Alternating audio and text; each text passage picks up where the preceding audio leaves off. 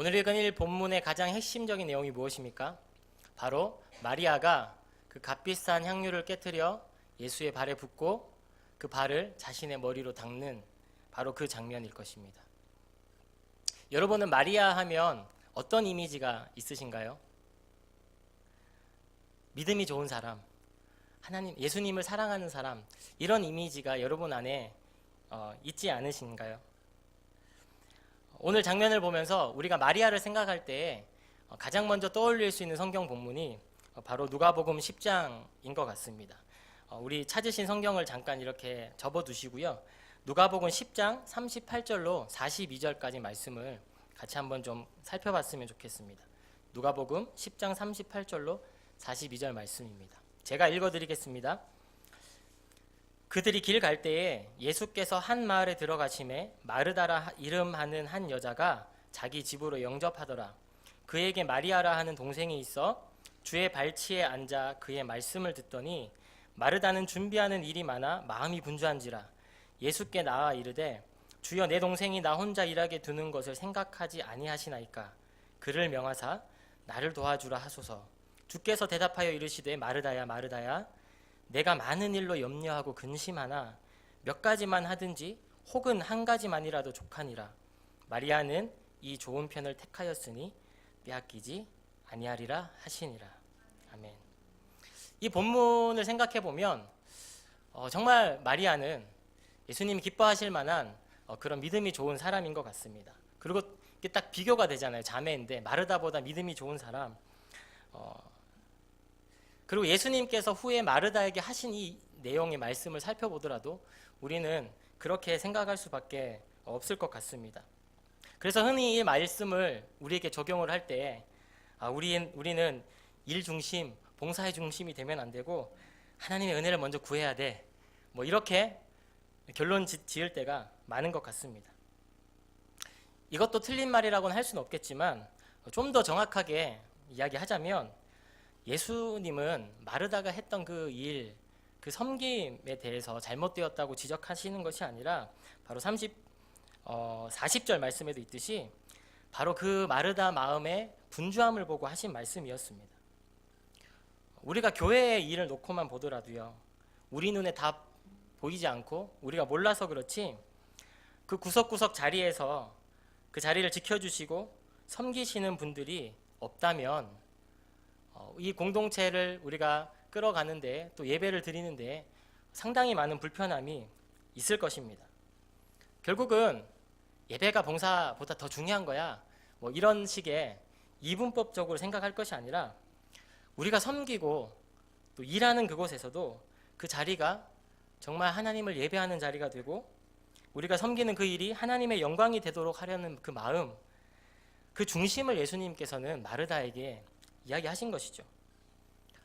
이야기가 조금 딴 곳으로 샜는데 어쨌든 이 오늘 누가복음의 장면 이후에 내용이 나와 있지 않아서 이후에 마르다가 예수님의 말씀을 듣고 깨달아가지고 자기도 일을 멈추고 예수님 발 앞에서 말씀을 들었는지도 모르고 아니면은 옆에서 듣던 마리아가 마음이 찔려가지고 언니한테 미안해서 그 가서 식사를 준비한 일을 도왔는지 뭐 우리는 알 수는 없지만 우리 안에 그냥 마리아 하면 이 장면과 함께 믿음이 좋은 자, 예수님을 사랑하는 자, 이런 이미지가 있다라는 것입니다.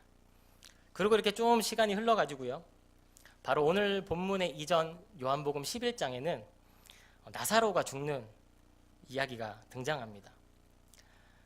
요한복음 11장에는 이 공간복음에는 없는 요한복음에만 기록되고 있는 독특한 이 나사로를 살리신 일이 등장하고 있는데 이것은 저는 예수님께서 수많은 이적과 기사들을 행하셨지만 그 중에서도 단연 정말 극적인 장면이라고 생각합니다. 그간 예수님께서 보여주셨던 그런 일들도 사람이 도저히 할 수 없는 그런 기적이었지만 모든 사람이 죽었다고 여겼던 사람이, 그것도 무덤에서 나흘이나 있었던 사람이 되살아나서 무덤 밖으로 걸어 나온 사건인 것입니다. 근데 오늘 주목해서 볼 것은 이 나사로의 살아남이 아니라 그 사건 가운데에 있었던 우리가 오늘 본문에 등장하는 마리아라는 그 사람의 행동에 대해서 함께 좀 살펴보려고 합니다. 요한복음 11장 20절 말씀입니다. 마르다는 예수께서 오신다는 말을 듣고 나가 맞이하되 마리아는 집에 앉았더라. 자, 보십시오. 우리가 믿음이 좋아 예수님을 사랑하는 사람이야 라고 생각했던 그 마리아가 예수님이 오신다는 소식을 들었는데 나가보지도 않아요. 집에 그냥 앉아 있는 거예요. 이것은 그냥 딱 요 시점이 오빠가 죽고 난 이후, 장사를 치르고 난 이후기 때문에 그냥 슬픔이 컸기 때문에 단순히 정신이 없어서 예수님을 맞이하지 못했을 거야, 예수님이 오신다는 소식을 듣지 못했을 거야, 이렇게 생각할 수도 있겠지만, 우리가 앞서서 봤던 그런 마리아에 대한 이미지나 마리아가 예수님 앞에서 행했던 행동을 생각해 보면 도무지 납득할 수 없는 일인 것이죠. 근데 가만히 이 11장의 나사로 사건을 쭉 살펴보면 그 이유는 분명하고 간단하게 알 수가 있습니다. 11장 3절 말씀입니다. 이에 그 누이들이 예수께 사람을 보내어 이르되 주여 보시옵소서 사랑하시는 자가 병들었나이다 하니.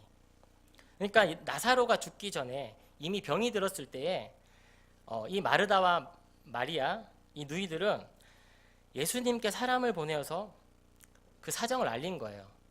그런데 예수님께서는 결국 나사로가 죽은 이후에 이 베단에 도착을 하신 거죠. 아마도 마리아는 예수님에 대한 그런 섭섭한 마음, 조금은 원망의 마음, 그런 마음이 있었을 것 같습니다. 그리고 예수님이 오셨을 때 맞이하러 갔던 그 마르다도 예수님을 보자마자 한 말이 주께서 여기 계셨더라면 내 오라버니가 죽지 아니하였겠나이다 라는 말이었습니다. 예수님은 마르다와 마리아 그리고 나사로를 사랑하셨다라고 성경에 쓰여 있고, 또 긴급한 상황 속에서 사람을 보내어서 예수님께 이 자매가 소식을 전하였던 걸로 보면 마리아, 마르다 그리고 나사로와 예수님은 굉장히 친밀했던 관계였을 것 같습니다. 그리고 예수님께서 그 소식을 듣고 오빠를 살려주실 것이라는 그런 기대와 믿음도 있지 않았을까 싶습니다. 아니, 그 이전에 이 소식을 들었을 때 사랑하는 오빠가 아프다고 하면 예수님이 바로 달려와 주실 것이라는 그런 기대감을 이 두 자매는 했을 것 같습니다. 그래서 단편적이지만 예수님이 오셨음에도 나가보지도 않고 집에만 앉아있는 마리아의 모습을 통해 그의 마음이 얼마나 상하였는지를 우리는 알 수 있는 것이죠. 예수님은 충분히 나사로가 죽기 전에 도착하여서 그 병을 고치실 수 있는 분이셨습니다. 아니, 그곳에서 소식을 들은 직후로 멀리 떨어져 있지만 기도 한 번으로도 나사로를 낫게 하실 수 있는 분이 예수님이 아니신가요? 그런데 왜 사랑하셨다라고 쓰여 있기까지 한 그 사람을 병들었을 때 살리지 않으시고 이 자매들에게 상한 마음과 고통을 주신 이후에나 나사로를 살려내셨을까요? 요한복음 11장 4절 말씀에서 나사로의 병에 대한 소식을 들으시고 예수님이 이렇게 말씀하십니다. 이 병은 죽을 병이 아니라 하나님의 영광을 위함이요 하나님의 아들이 이로 말미암아 영광을 받게 하려 함이라 하시더라. 예수님께서는 바로 이 나사로의 이 사건이 하나님의 영광이 드러나는 일이 될 텐데 그것은 바로 그 아들 예수 자신으로 말미암아 드러날 것이다 라고 이야기하고 계십니다. 여러분, 인간에게 있어서 그 무엇으로도 해결할 수 없는 두려움, 우리가 하나님께 범죄함으로 그 죄의 삭스로 받게 된 것이 무엇입니까? 죽음입니다. 그 저주가 바로 죽음인 것이죠. 예수님은 끊임없이 하나님 나라에 대해 선포하시고 또 자신이 육신을 입고 이 땅에 오신 것이 바로 이 사망의 권세를 이기고 우리에게 영원한 생명을 주시기 위함이라는 것을 이야기하셨지만 따르는 그 제자들조차도 그것을 이해하지 못했습니다.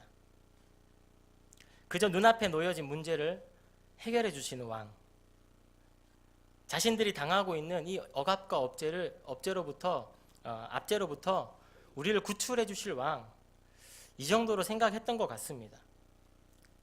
그리고 예수님께서 행하신 기적을 보더라도 그 땅에 살고 있는 그들의 필요를 채우시고 고통과 아픔과 질병을 고쳐주시고 배고픔 등을 해결해 주셨잖아요. 그래서 그들 눈에는 이 땅에서 보이는 그런 것들을 해결해 주실 수 있는 능력의 왕으로 저는 당연히 생각했을 것이라 성경을 보면서 생각했습니다. 하지만 하나님께서 그 아들을 통해 받기 원하시는 영광, 받으실 영광은 그저 이 땅에서 우리가 해결받고 싶은 그런 현상의 문제가 아니었다는 것이죠. 그 문제를 뛰어넘어서 그뿐만 아니라 바로 우리의 근본적인 문제, 그 죄의 문제, 죽음을 해결하기 위하여 예수님께서 오셨다라는 것을 바로 이 나사로의 죽음과 살리심을 통해서 보여주시려고 하신 것입니다. 제자들과 마르다와 마리아, 그리고 나사로의 죽음을 위로하기 위해 많은 유대인들이 모였다고 했는데, 그 유대인들이 모였을 때 예수님께서는 이렇게 선포하셨습니다. 나는 부활이요 생명이니 나를 믿는 자는 죽어도 살겠고 무릇 살아서 나를 믿는 자는 영원히 죽지 아니하리라. 아멘. 이것은 예수님께서 이전에 사람들에게 해결해 주신 문제와는 전혀 차원이 다른 것이었습니다. 예수님을 하나님의 아들이라 믿는다 고백을 하면서도 바로 이 죽음의 문제, 이 죽음을 해결해 주실 것이라는 생각까지는 아마 그 자리에 아무도 하지 않았었던 것 같습니다. 마르다에게 예수님이 너의 오빠 나사로가 다시 살아날 것이라고 말씀하셨을 때에도 마르다가 했던 고백은 이것이었습니다. 네 주님, 마지막 부활의 때에는 그가 다시 살아날 것을 제가 믿습니다. 이 마르다의 고백은 아마도 그 자리에 모인 모든 유대인들도 동일했었을 것 같습니다. 죽은 사람이 지금 살아나는 게 아니라 예수님 말씀하시는 게 부활의 때 예수님이 다시 오실 그날에는 살아날 것이야. 그 말씀을 하시는구나.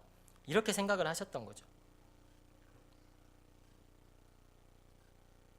그리고 나서 그 말씀을 선포하신 후에 예수님이 나사로의 무덤을 향하기 전에 하신 일이 한 가지 더 있습니다. 그것이 바로 오늘 마리아를 집 안에서 불러내신 것입니다. 집 안에 있던 마리아를 예수님께서는 부르셨습니다. 예수님을 영접하러 간 마리아가 예수님께 첫 번째 했던 말이 무엇인 줄 아십니까? 그 언니 마르다와 동일한 이야기였습니다. 주께서 여기 계셨더라면 내 오라버니가 죽지 아니하였겠나이다.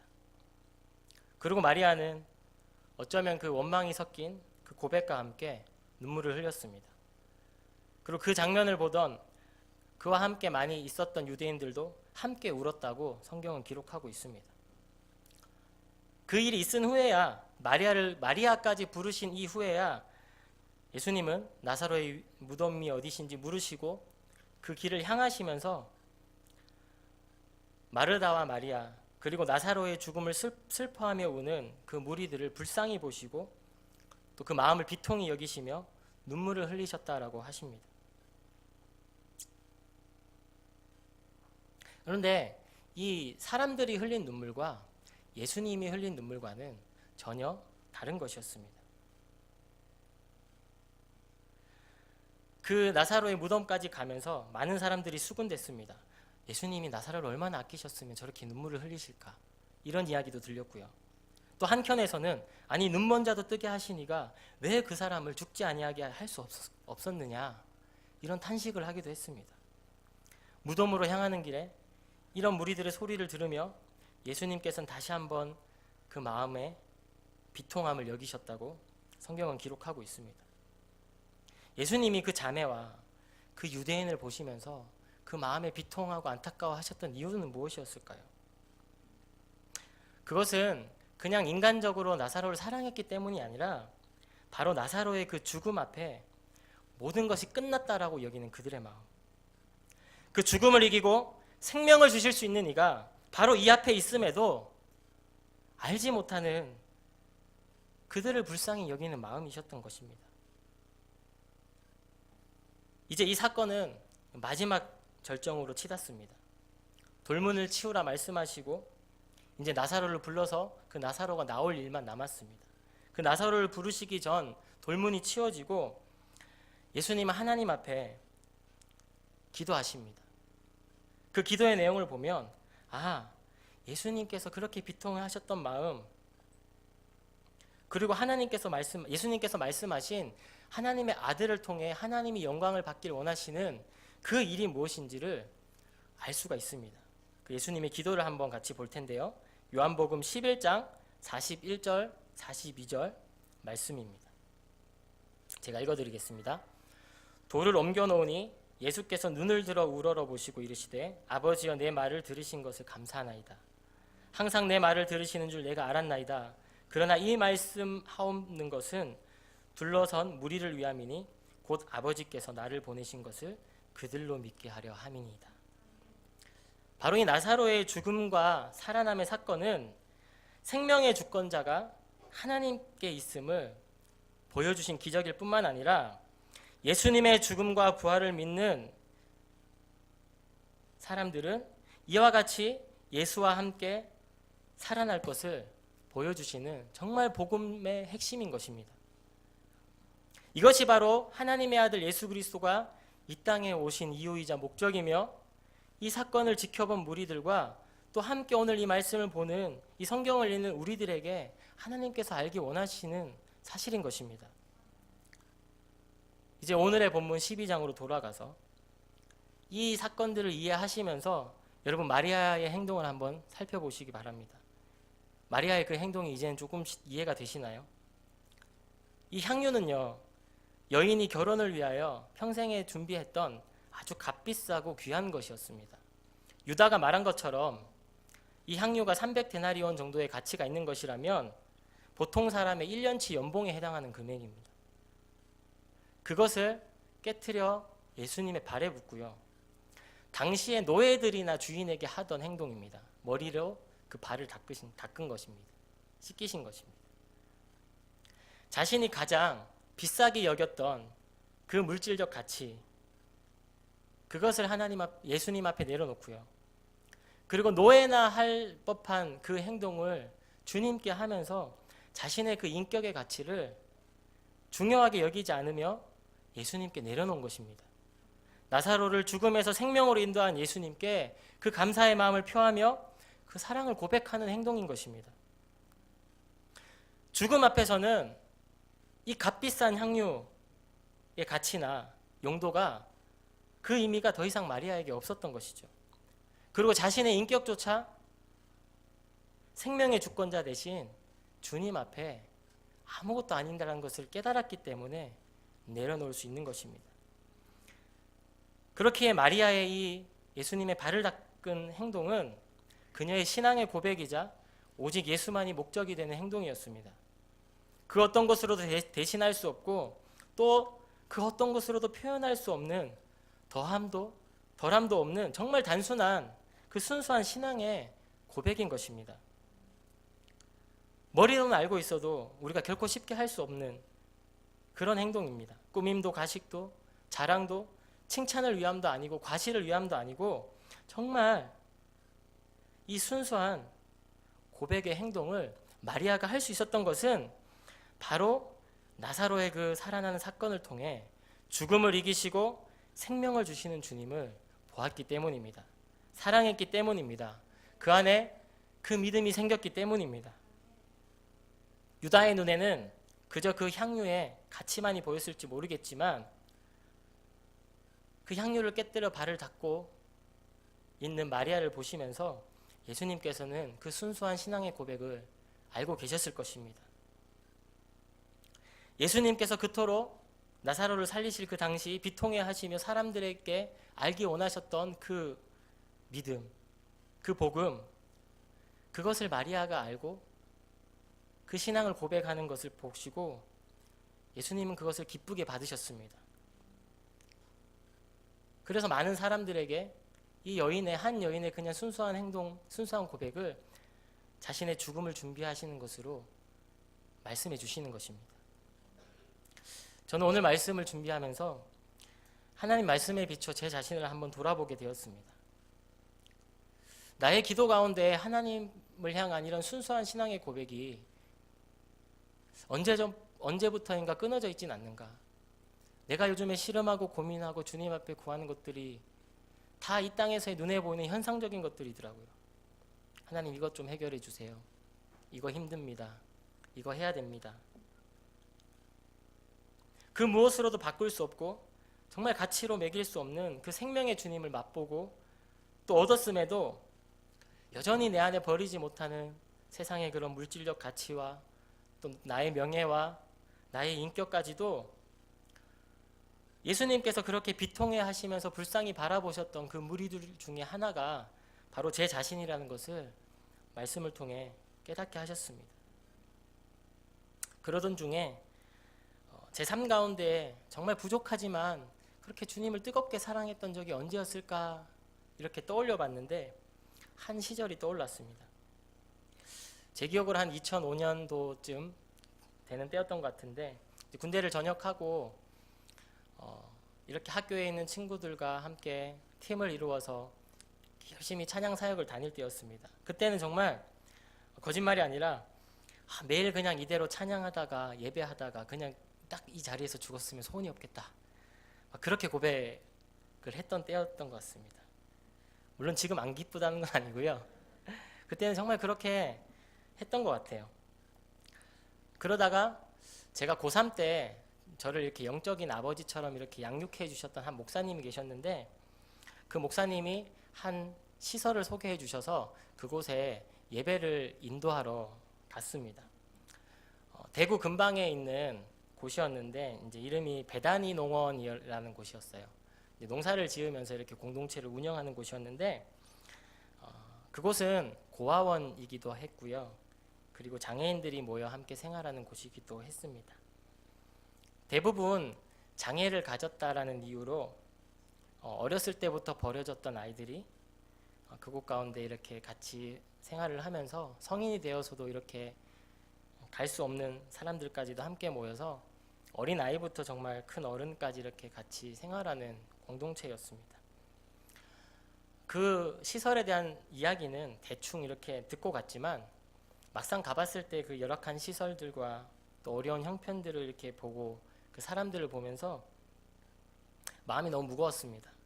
그리고 팀과 함께 이렇게 기도하면서 오늘 이 예배 가운데 정말 하나님께서 이 사람들을 위로하고 이 사람들에게 그런 기쁨과 은혜를 주시는 시간이 되었으면 좋겠다. 그런 마음으로 집회를 준비했습니다. 근데 이제 그곳에서는 저희가 가서 이렇게 특별히 예배를 드리는 것은 아니었고요. 매일 저녁에 함께 모여서 예배를 드리는데 그곳은 이제 저희가 특별히 초청되어서 찬양으로 이렇게 예배를 하게 된 거예요. 딱 시설에 딱 들어갔는데 구조가 어떠냐면요. 이렇게 좁은 복도가 쭉 이어져 있어요. 현관을 딱 열면은. 그러면 그 좁은 복도 양옆으로 방들이 이렇게 있어요.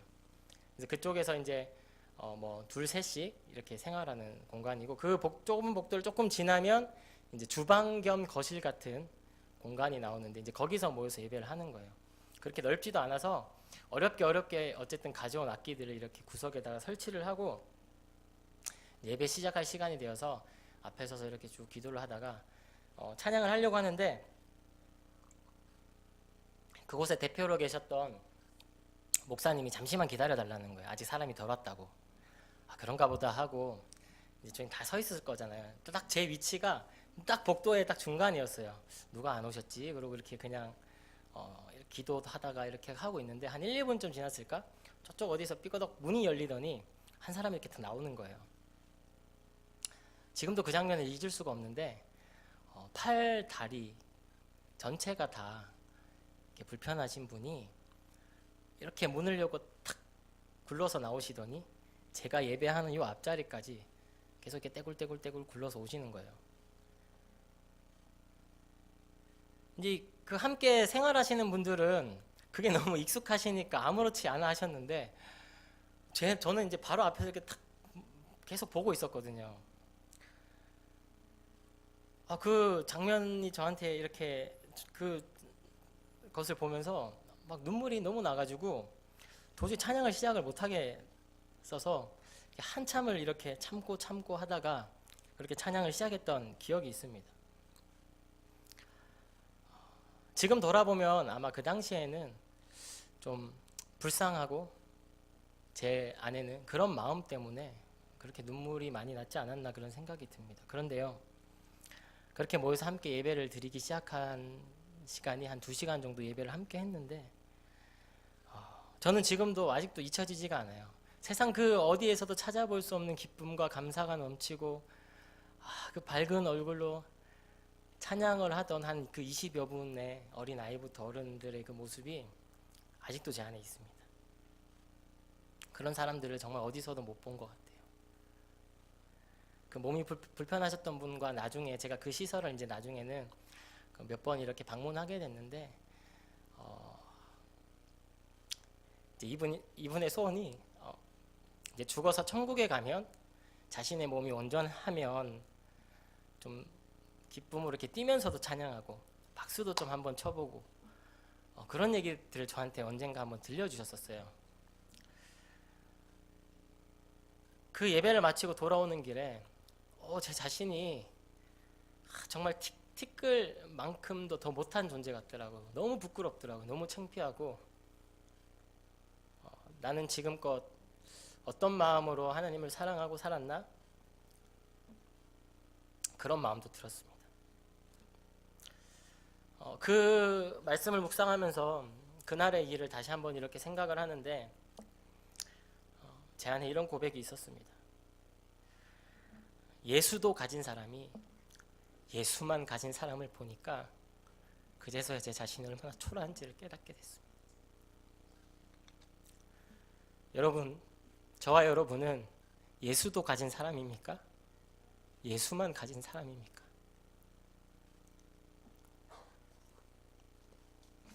하나님께서 우리에게 원하신 것은 큰 게 아닌 것 같아요. 우리가 때로 살다 보면 바쁜 일상생활 속에서 또 이 삶의 여러 가지 일들로 치여서 주님을 잊고 살기도 하고 하나님을 뒤로 밀어놓고 살기도 하지만 예나 지금이나 지금도 동일하게 하나님께서는 우리를 가장 먼저 사랑하시는 분이시고 또 우리의 그 사랑을 받기를 원하시는 분이십니다. 마리아가 그 죽음과 생명을 주신 예수님을 경험한 이후로 그 순수했던 고백을 했던 것처럼 우리의 삶과 우리의 신앙 속에서도 하나님을 향한 이 고백이 끊이지 않았으면 좋겠습니다. 세상 다른 그 어떤 것으로도 빼앗기지 않았으면 좋겠습니다. 오늘 말씀을 기억하시면서 함께 찬양하고 기도했으면 좋겠습니다.